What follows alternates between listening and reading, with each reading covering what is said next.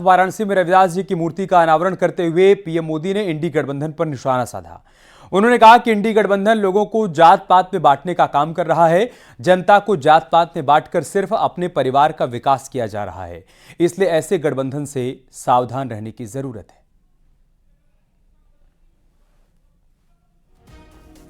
तो इंडी गठबंधन पर पीएम मोदी का बड़ा हमला। ये लोग जात के नाम पर उकसाते हैं, लोगों को बांटते हैं, दलित वंचित की योजना का विरोध करते हैं, ये स्वार्थ की राजनीति करते हैं। ये तमाम बड़ी बातें पीएम मोदी ने इंडी गठबंधन पर निशाना साधते हुए कही हैं। साथ ही पीएम मोदी ने यह भी कहा कि हमारा मकसद सबका साथ, सबका विकास, सबके विश्वास का है और दूसरी तरफ इंडी गठबंधन है जो कि लोगों को जात पात में बांटने का काम कर रहा है। वो दलित और वंचित के लिए चलाई जा रही योजनाओं का भी विरोध करता है।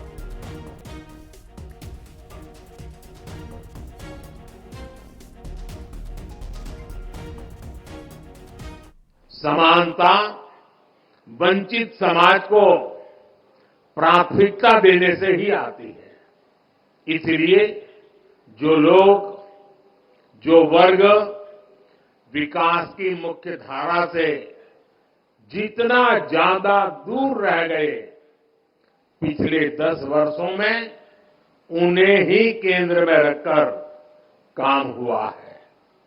पहले जिस गरीब को सबसे आखिरी समझा जाता था, सबसे छोटा कहा जाता था, आज सबसे बड़ी योजनाएं उसी के लिए बनी है।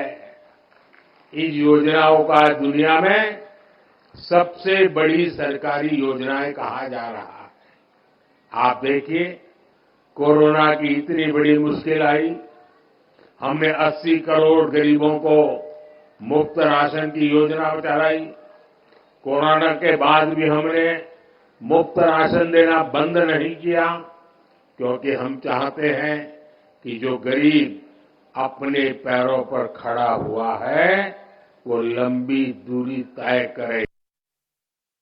हमारे देश में जाति के नाम पर उकसाने और उन्हें लड़ाने में भरोसा रखने वाले इंडी गठबंधन के लोग दलित वंचित के हित की योजनाओं का विरोध करते हैं।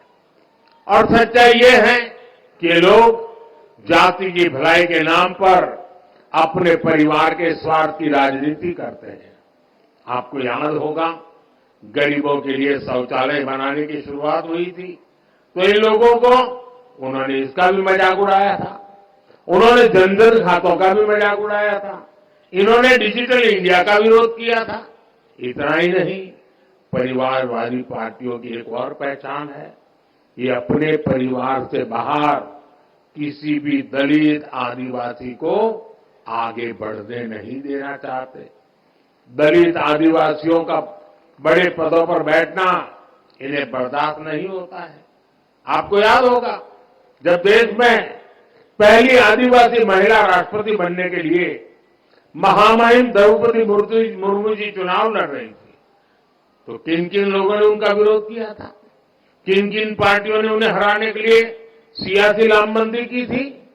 वे सब की सब यही परिवारवादी पार्टियां आई थी, जिन्हें चुनाव के समय दलित, पिछड़ा, आदिवासी अपना वोट बैंक नजर आने लगता है। हमें इन लोगों से, इस तरह की सोच से सावधान रहना है। हमें जातिवाद की नकारात्मक मानसिकता से बचकर रविदास जी की सकारात्मक शिक्षाओं का पालन करना है। रविदास जी की मूर्ति का अनावरण करने के दौरान पीएम मोदी और सीएम योगी ने एक साथ फोटो भी खिंचवाई। इस दौरान सीएम योगी ने कहा कि रविदास जी के विचारों को पीएम मोदी आज पूरा कर रहे हैं। उन्होंने कहा कि पीएम मोदी की सरकार में कोई भी भूखा नहीं रह रहा है। ये तस्वीर हम आपको तब की दिखा रहे हैं जब संत रविदास की सबसे ऊंची प्रतिमा का अनावरण किया और उसके बाद प्रधानमंत्री मोदी और सीएम योगी आदित्यनाथ ने एक साथ फोटो खिंचवाई। वही तस्वीर इस वक्त आप देख पा रहे हैं।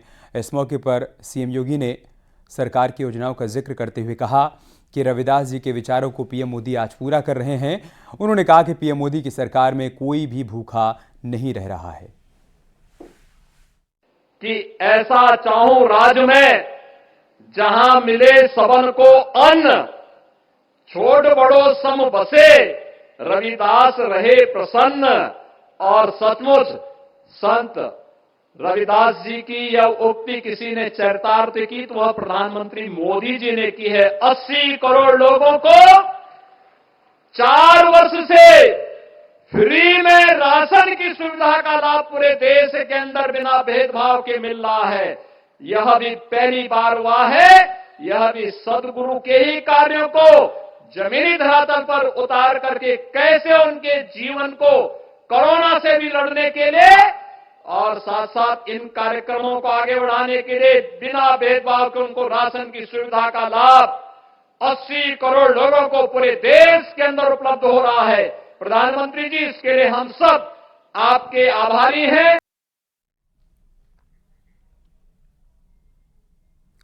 इससे पहले पीएम मोदी ने बीएचयू में आयोजित कार्यक्रम में हिस्सा लिया। सांसद संस्कृत प्रतियोगिता में विजेता खिलाड़ियों को प्रोत्साहित किया। बच्चों के साथ स्नेह भी करते नजर आए पीएम मोदी। इस दौरान पीएम मोदी ने कहा कि काशी संस्कृति और शिक्षा की राजधानी रही है। नई काशी में फिर से वो पुराने वैभव लौट रहे हैं। उन्होंने कहा कि काशी का अभूतपूर्व विकास हुआ है। बीते 10 बरस में फिर से काशी का पुराना स्वरूप लौट रहा है। उन्होंने कहा कि करने वाले महादेव हैं, हम सब निमित्त मात्र हैं। इस दौरान पीएम मोदी ने विकास की गारंटी भी बनारस की जनता को सौंपी है। देश सफलताओं के नए प्रतिमान गढ़ेगा और ये मोदी की गारंटी है।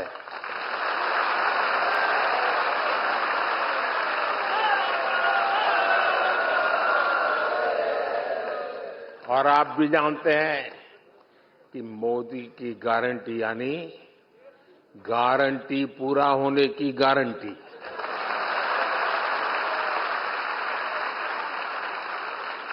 अब मैं सांसद तो हूं, लेकिन हर बार कुछ न कुछ काम लेके आता हूं, मेरे लिए भी और आपके लिए भी। करोगे ना?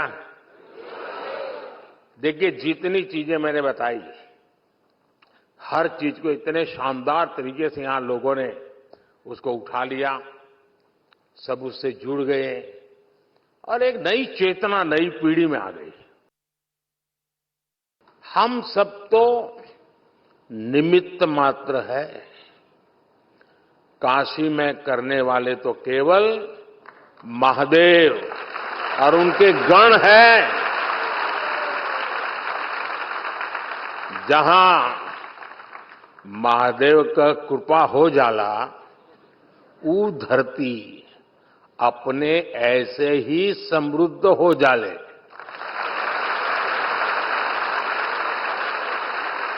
इस समय महादेव को अति आनंद में है, खूब प्रसन्न है महादेव।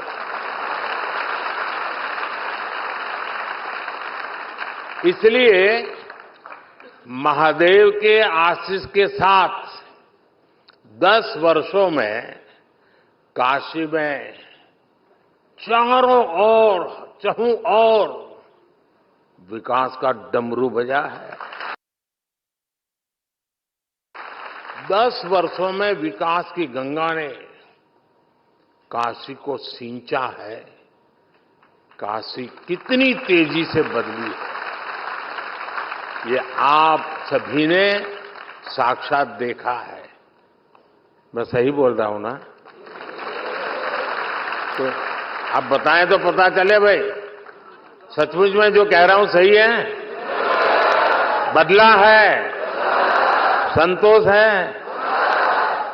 लेकिन जो छोटे छोटे बच्चे हैं, उन्होंने तो पहले वाली काशी देखी ही नहीं होगी।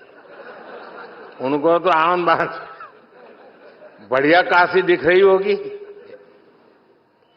यही मेरी काशी का सामर्थ्य है।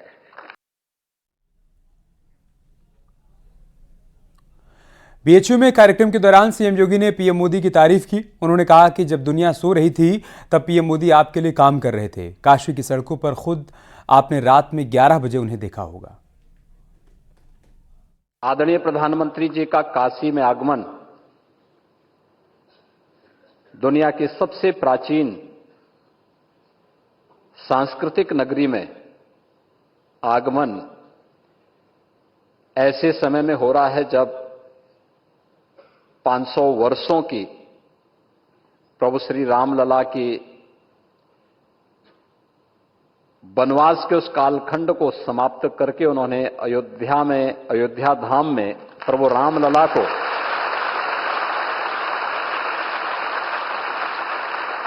अपनी दूरदर्शिता, अपनी वचनबद्धता और अपने ही कर कमलों से विराजमान होकर के वे काशी में आए हैं। तो हम सब काशी वासियों का तो दायित्व बनता है कि हम आदरणीय प्रधानमंत्री जी का इस अवसर पर और भी स्वागत करें, अभिनंदन करें। और मैं इस अवसर पर आप सबकी ओर से हृदय से अभिनंदन करता हूं, स्वागत। पिछले 10 वर्ष में काशी एक नए कलेवर के रूप में दुनिया के सामने आई है। अपनी आध्यात्मिक और सांस्कृतिक पहचान को बनाए रखते हुए काशी एक नए रूप में आई है। आपने देखा होगा कल रात्रि को 11 बजे भी काशी वासियों के एक लोकप्रिय सांसद के रूप में सड़क पर पहली बार आपने प्रधानमंत्री को देखा होगा कि सड़क पर अपने संसदीय क्षेत्र में रह करके एक एक विकास कार्य का अवलोकन करते हुए कार्य की उपयोगिता को लेकर के रात्रि को 11 बजे जब दुनिया सोती है तब प्रधानमंत्री जी जग करके आप सबके हित के लिए किस रूप में कार्य कर रहे थे, यह रात्रि को 11 बजे आपने रात्रि को देखा होगा।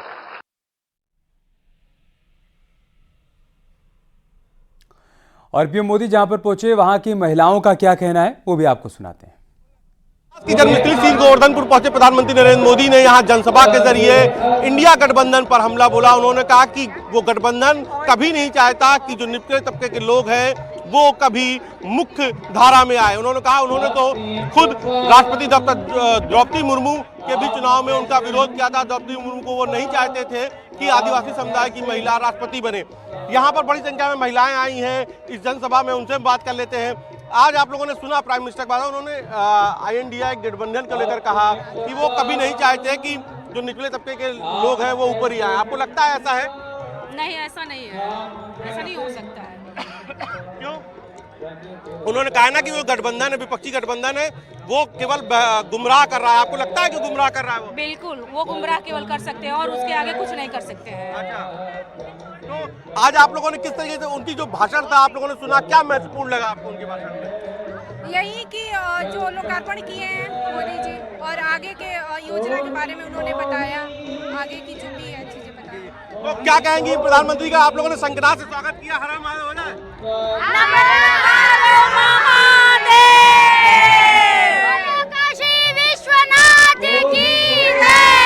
महत्वपूर्ण था प्रधानमंत्री का भाषण, महत्वपूर्ण था प्रधानमंत्री का भाषण। जी बहुत ज्यादा महत्वपूर्ण था कि मोदी जी जो कहते हैं सबका साथ, सबका विकास और सबका विश्वास, तो वो पूरा किए और हम सभी महिलाओं और भारतवासियों के एकदम विश्वास पे खरे उतरे और इस बार भी मोदी जी को हम लोग भारी मतों से विजयी बनाएंगे। आपने सुना मोदी का भाषण? बहुत अच्छा, बहुत आई हैं आप? बहुत खुशी है। कहाँ से? पंजाब से आई है काशी में। क्या महत्वपूर्ण लगा आपको उनके स्पीच में? क्या महत्वपूर्ण लगा? महत्वपूर्ण ये था कि वो हर तबके को प्रमुखता से आगे लेके आ रहे, कोई भी तबका हमारा जो है पीछे न रह जाए। आज तीसरी बार देश का पहला ऐसा प्रधानमंत्री है जो बनारस में आके यहाँ पे तीसरी बार सील में आए हैं और चौथी बार फिर उनका आगमन होगा। हम लोग जोर शोर से उनका स्वागत करेंगे। मोदी जी ने जो काम कर दिया सर देश में, धारा 370 हो, राम मंदिर हो, किसी भी माई के लाल में दम नहीं था कि वो पूरा कर देता। और ये 56 इंच का सीना है तो वाकई है और हम लोगों को गर्व है मोदी जी पर। और हम लोग आगे भी मोदी जी